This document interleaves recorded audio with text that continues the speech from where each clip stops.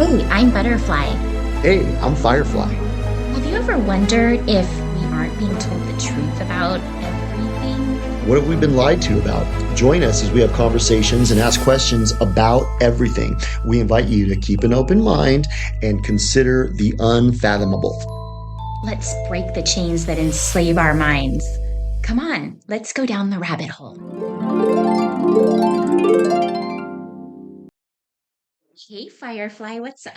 What's up, Butterfly? Ah, I'm ready to go down another rabbit hole. Me too. I'm always.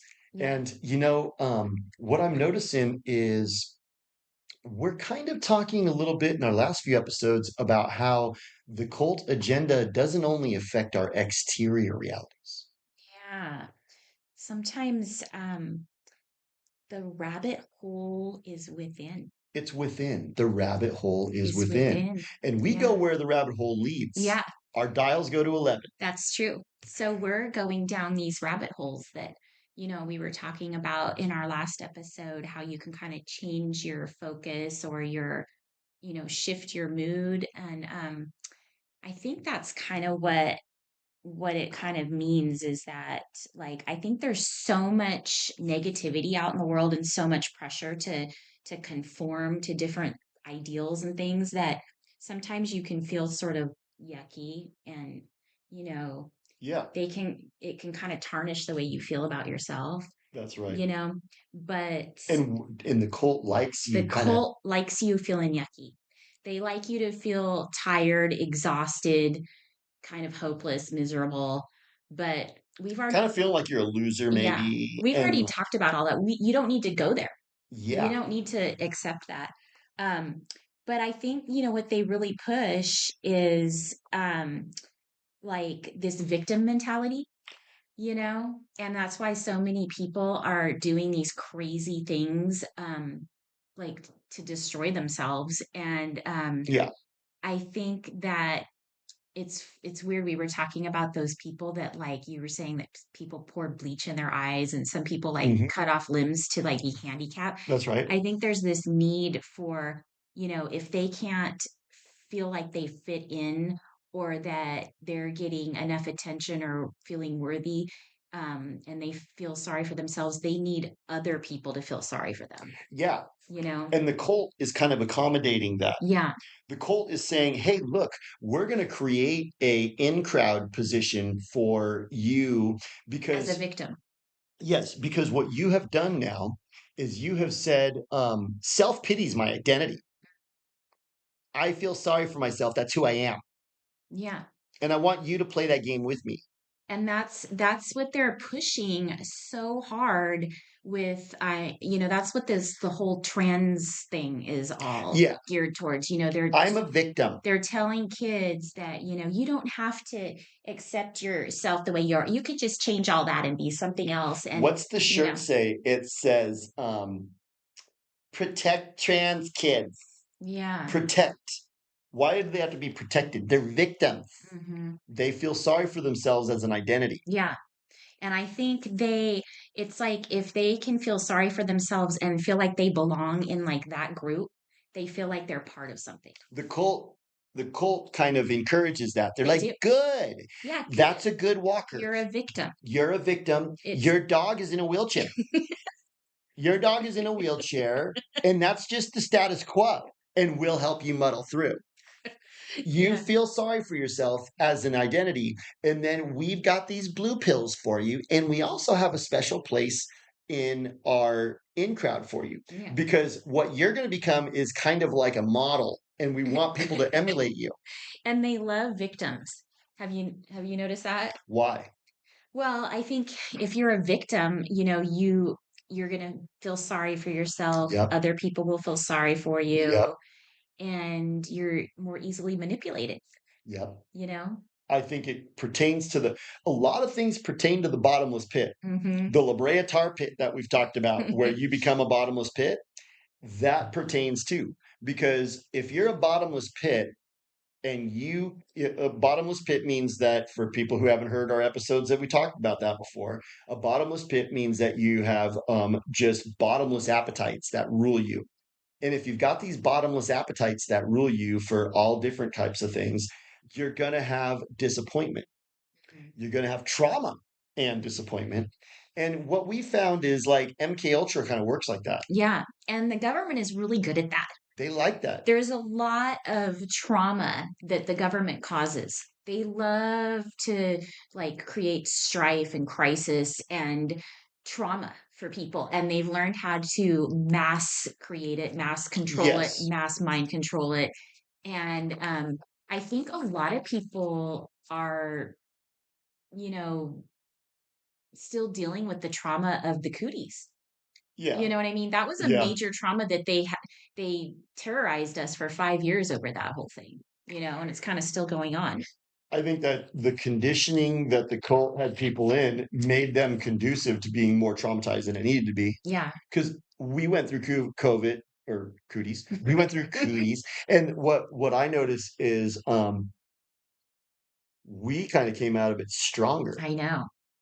and Yeah, other people became completely debilitated by it. totally. We came out stronger and with a will to uncover the rest of what they're planning for us, you So, what know? does that suggest? That there is a choice. You can choose to be, I feel sorry for myself as an identity, or you can choose to be, what are you going to do now type of person. Yeah. Because what I notice is when someone, when a walker encounters a disappointment that's unacceptable, they throw a temper tantrum that can last like months and years. Yeah. And the temper tantrum is just like, this is my new identity. Yeah. I'm throwing a temper tantrum as my identity. That is such a good analogy because I see a lot of the walkers in like a perpetual temper tantrum. Yeah, You know what I mean?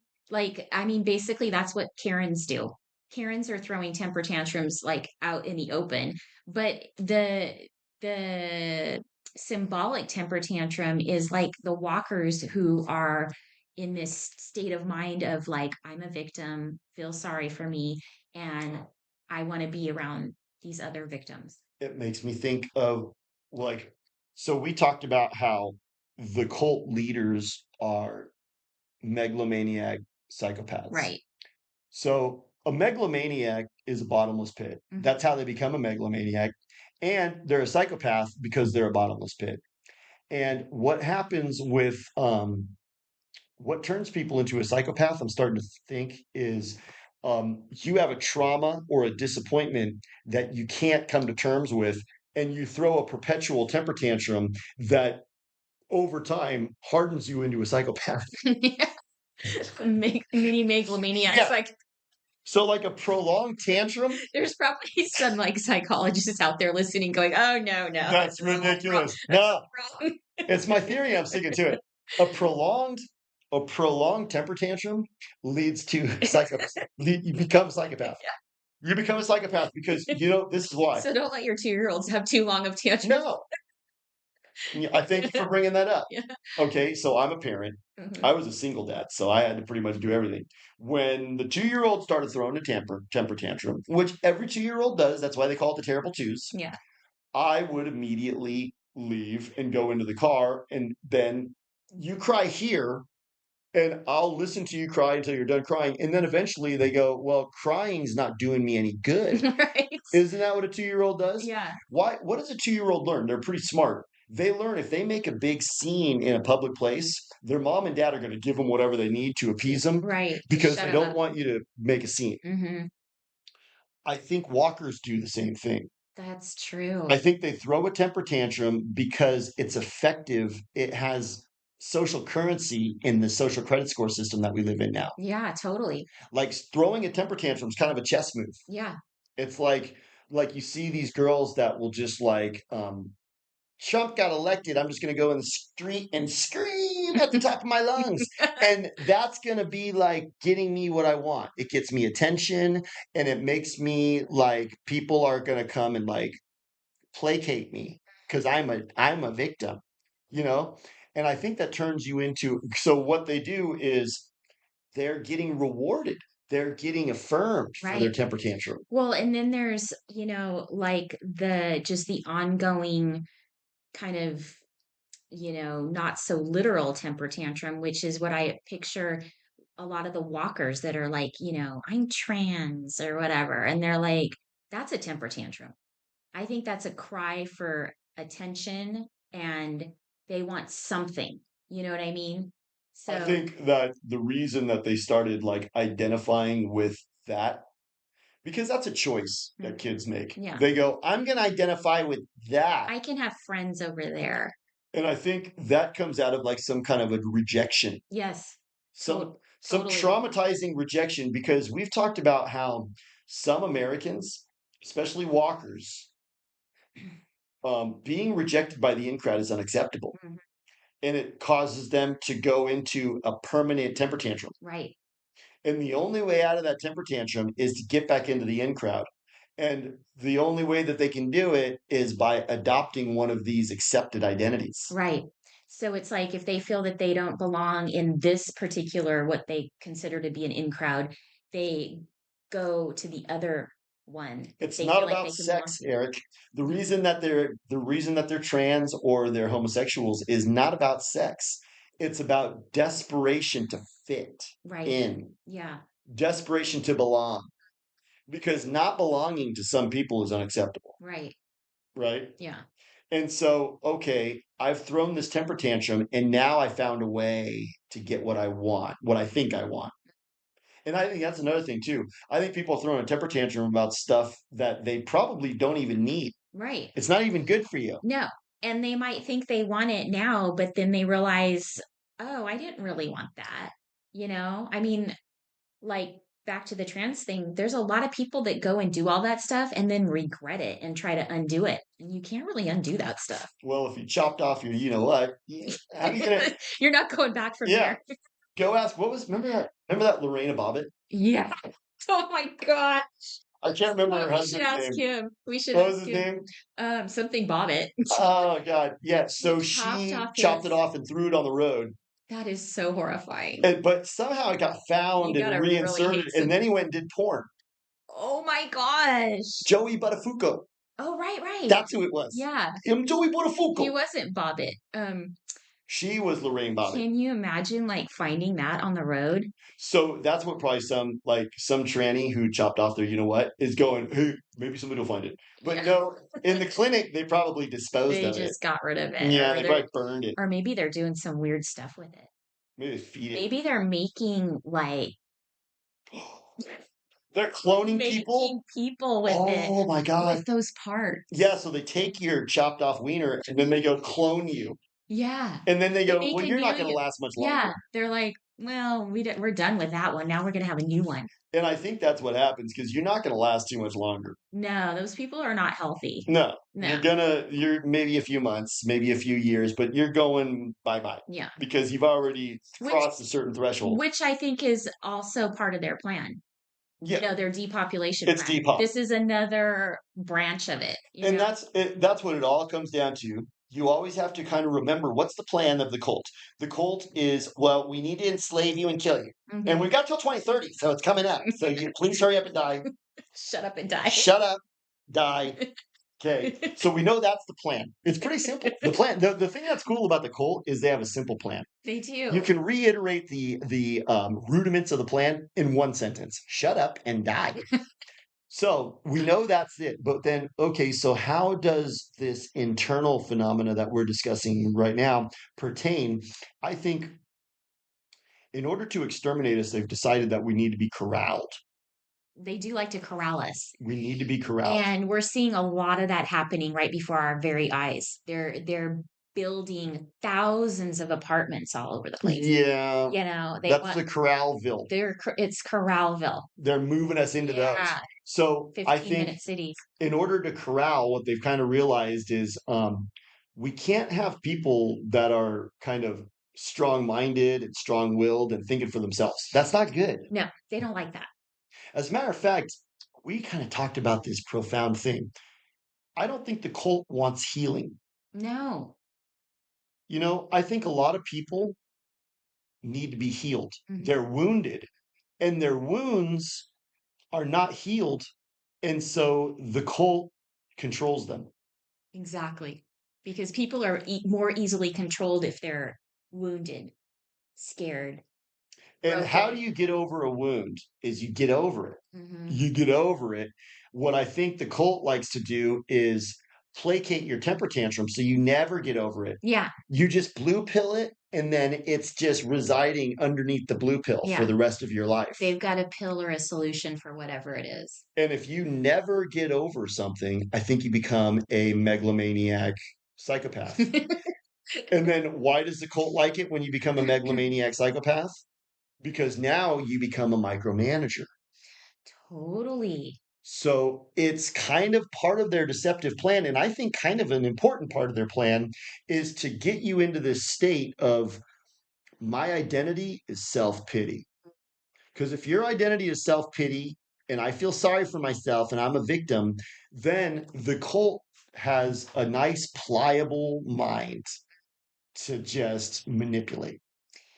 That is so true. And, they like to perpetuate this victim mentality in like a lot of the poor communities and Are stuff. you black? You're a victim. Yeah.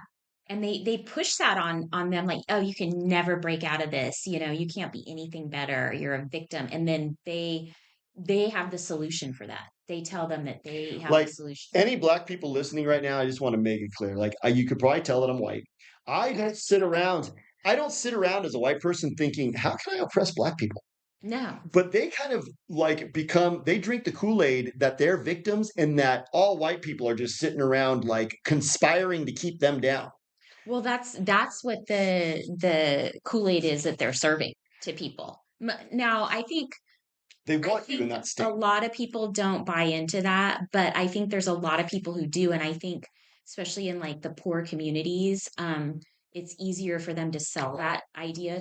Remember in the summer of love in 2020, the Yes. dude with the hammer on the self-checkout at Target. Yeah. So he's just destroying the self-checkout at Target. That we both agreed was a blue pill behavior. Hmm. He looked like he was MK Ultra mind controlled. Yeah. Well, I think it could be conceivable that he got mind controlled by some other means, but it could just be that the media convinced him that because you're black, you're a victim, white people are keeping you down. And then he started to throw a long, prolonged temper tantrum. And in that temper tantrum, they were able to blue pill him and then activate him to go start setting fires and tearing down the register, Yeah. the Target register. So I think maybe they can't MK Ultra you unless you are throwing a temper tantrum. Hmm. That might be how you get So MK so Ultra. you're in a perpetual temper tantrum and then they MK Ultra you Yeah, and then you go out and they throw activate you. throw a literal temper tantrum and Yes. start burning stuff down and like smashing things. And that's why they don't want you to heal from your trauma.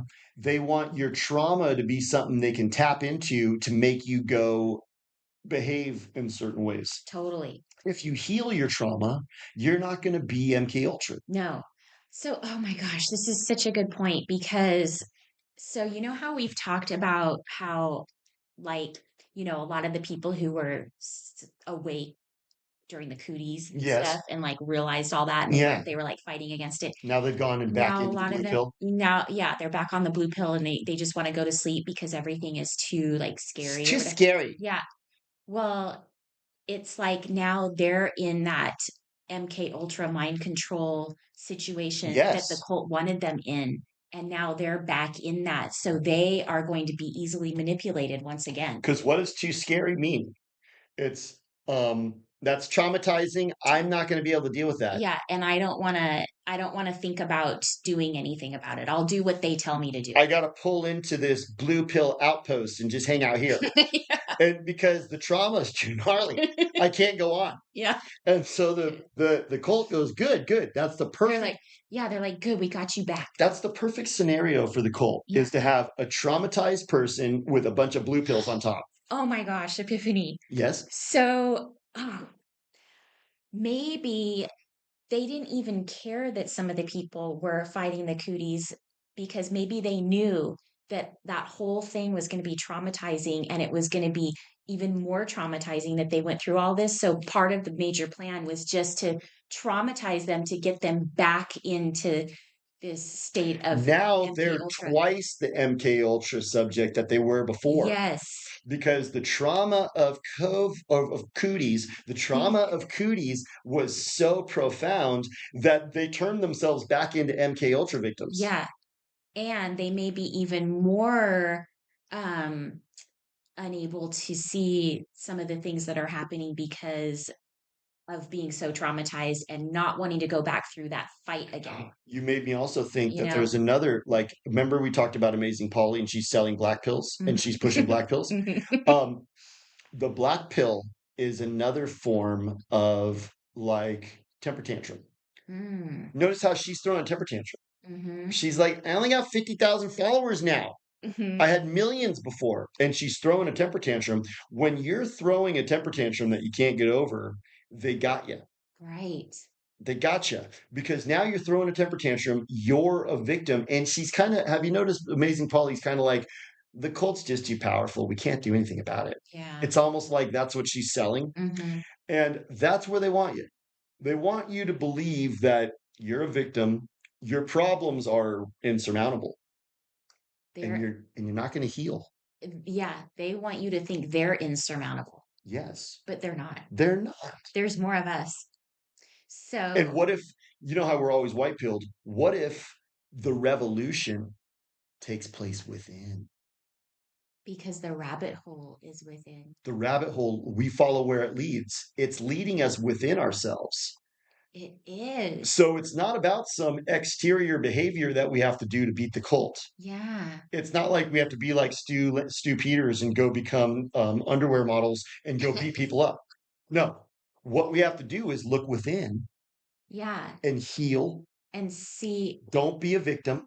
yeah, Don't feel sorry for yourself. what can we do to make changes? Well, you know what? So what we're doing is we're talking.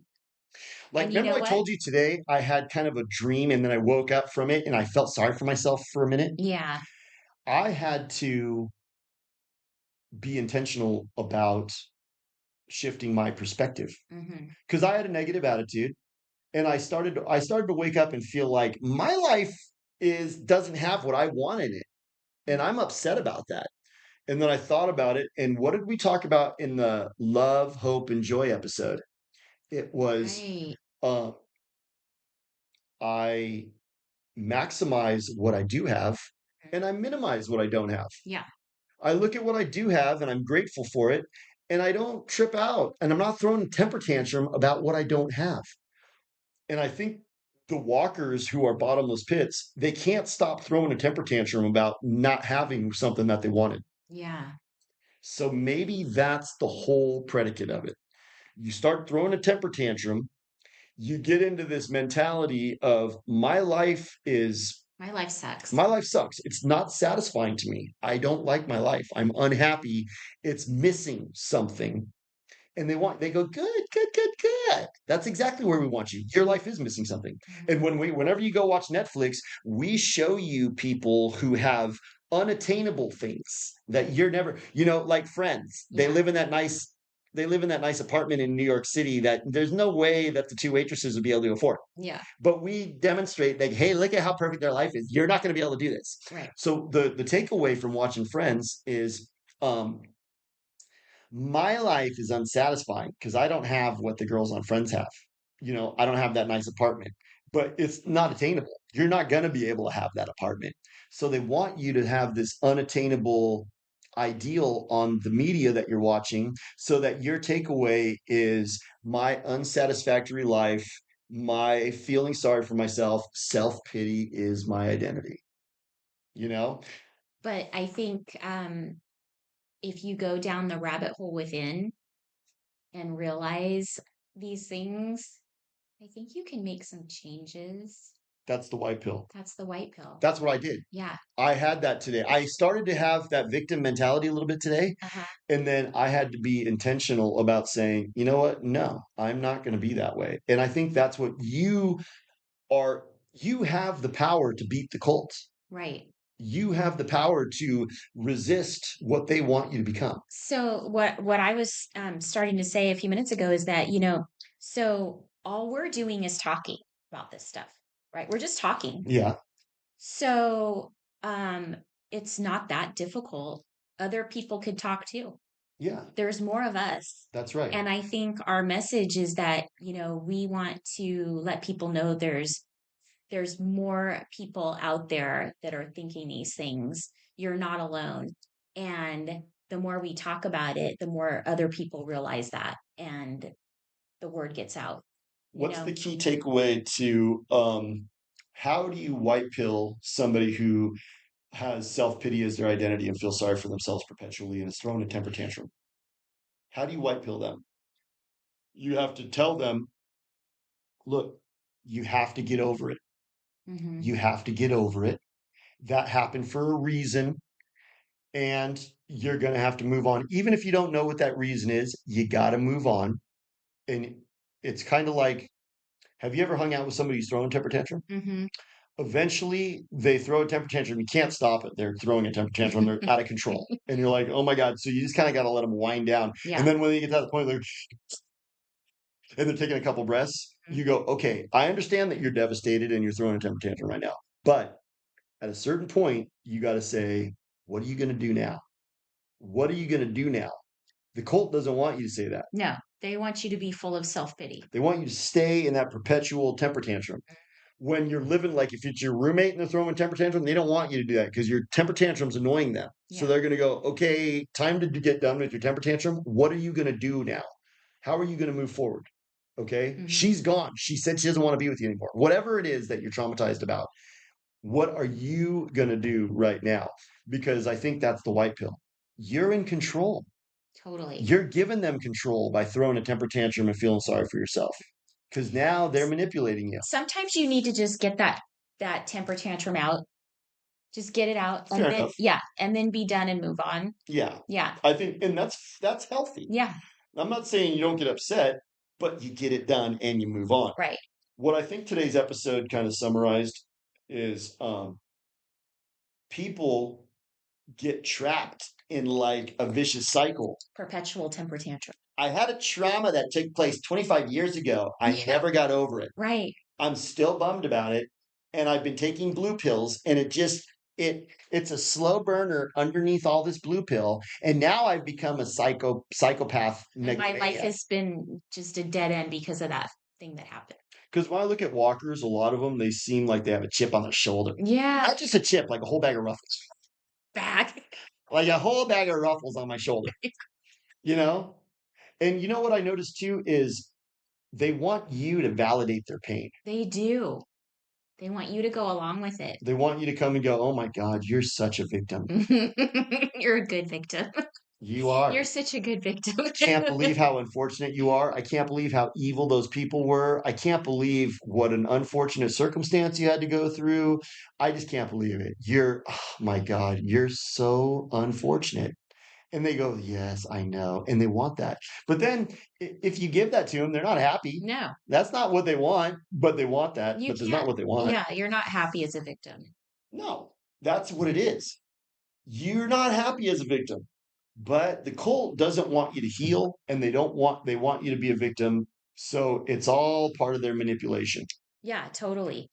Well, I They thought, they want they want everybody to be exhausted, distracted, and struggling yes, because then we can't organize and they keep us divided. isn't that profound? Yeah, that's what they've intended to do.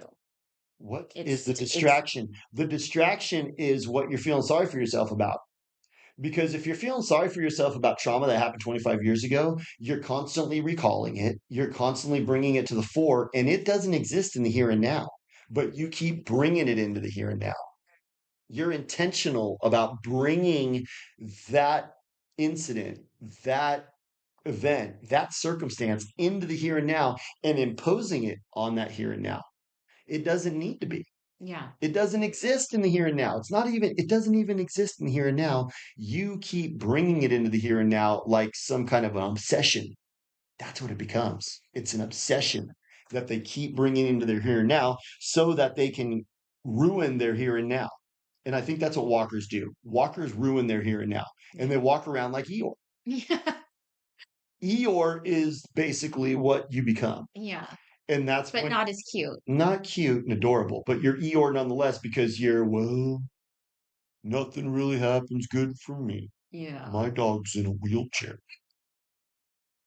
So this was an interesting continuation with the last few episodes that we had, where we've done a lot of episodes that talk about how toxic the media is and how all the politics that we're seeing is a big movie and it's a big script, and that we'll still talk about that kind of stuff. But when we're talking about solutions, I'm starting to see that the revolution takes place within. That's how Yeah. that's how people change because the cult is really powerful right now. Why? Because most people are blue pilled. They are. And they're too exhausted and distracted to see what's happening and to do anything about it. Yeah, because it's exhausting to feel sorry for yourself all the time. It's such a drain, It is. you know? And it's like when you feel sorry for yourself, people don't want to be around you No. because you're not like making anybody happy. You're not making anybody laugh. All you're really doing is if somebody laughs or is happy, you're going to be like, oh, but really, do you want to be happy? Can't you just be miserable like me? The Totally. misery loves company. Misery loves company. We don't want to be misery. We want to be Love, love, joy, joy, and and hope. hope. Yeah. I think that was a great I'm episode. so glad we did that. Me too. Do you have anything else you want to say about that? No, I think You know what it did? We brought up another episode that it kind of brings up. What was the next episode that we were going to do? oh well, We I were think we're gonna talk about vampires. vampires. Yeah. That's a whole other episode. What we're kind of talking about in the vampire is what happens when people continuously Suck throw a temper tantrum. and suck the joy out of you. They're your friends that you hang out with that all they do is suck from you. They give nothing. So that's what we'll talk about next time. Okay. Okay. Sounds good. All right, I'll talk to you soon. Bye. That was awesome.